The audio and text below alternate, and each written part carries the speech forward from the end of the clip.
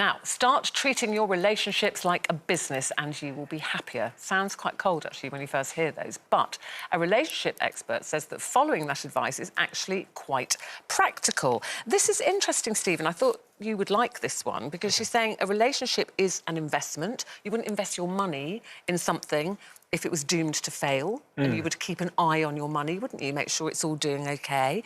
It says you need a partner, not just a lover. When the going gets tough, you need somebody who can step in and help you.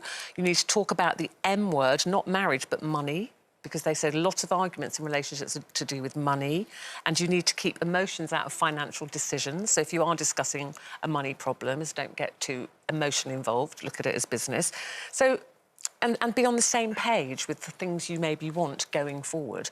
So in terms of business, that all probably works, doesn't it? Because you're in charge and you go, I'm doing it like this, my way, but not in a relationship. Yeah, so there's comparisons there with a business and a relationship that do make sense. And there's principles about a good relationship and a good business that are the same. Communication, teamwork, wanting the best for the other person. All of those things make a lot of sense. But as I've come to learn in my own relationship, you can't be the CEO of your relationship, right? So in my business, I'll often make the very top-level decisions in a very decisive, clear way under the vision that I have for the future of this company, right? And everyone does what you decide. And the buck stops with me. Yeah. So the responsibility stops with me, and I have to make those decisions. That's my job, right? In my relationship, it doesn't work like that. You wish it did. Yeah. No. Well, it can't work like that. We all wish it did. And to be fair, do I wish it did? I actually don't wish it did. I actually think that would be a really one-sided, imbalanced relationship. You can, in a relationship, be a co-founder, which I guess is a business analogy, where together you're steering the relationship and you're having compromises, you're having discussions, and you're trying to find that mutual ground where the relationship can exist, but you can't be an authoritarian, you can't be a dictator. But does it all not sound, you know, it all sounds wonderful on paper, but often in relationships you will get one character maybe who's stronger than the other, or there are certain things, you know, some people are good with dealing with money and the other person isn't. You know, this whole thing like we do everything together and there's no conflict and we make every decision together, is that actually, you know, reality? I think that's the basis of a good relationship, isn't it? Like, one is good at something, one's good at saying, you know, you take the lead where you feel like you should.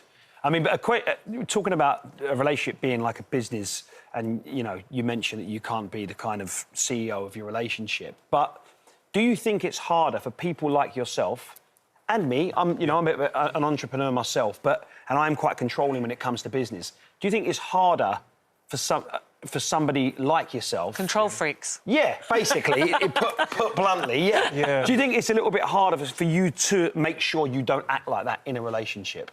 I think to work harder at it. I've definitely had to be aware of my behaviour and making sure that I'm not bringing CEO Steve home to my relationship with my partner. And one of the ways that I saw this happening in the early days of my relationship was, in business, I'm all about optimising my time to get the greatest return possible and being able to really measure and say how 1 minute of my time is going to return for this company when time is the finite, limited currency you have as a business person.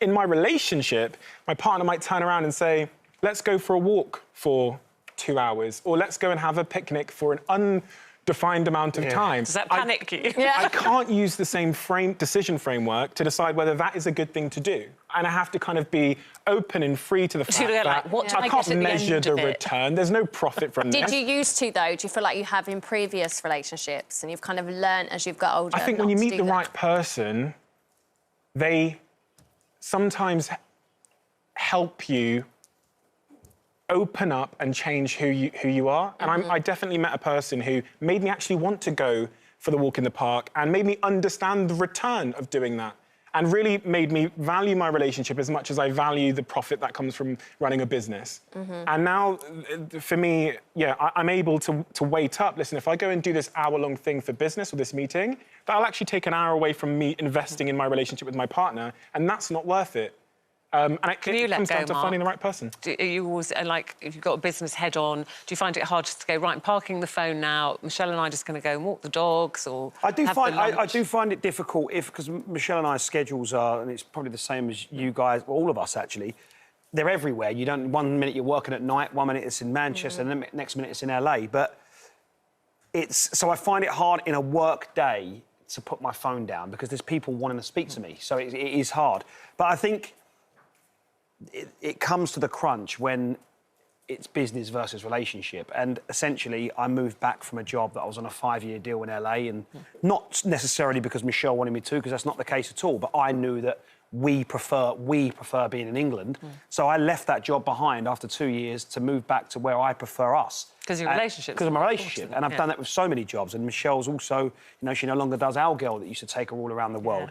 And, you know, we know that things like that, it's better being together. So you do put business on the back burner when it matters most. But I think the important thing there is one of you hasn't asked the other to give something up for yourself. And I think that's where maybe some people go wrong, is someone's going to resent you if you have to give something up that you didn't want to give up.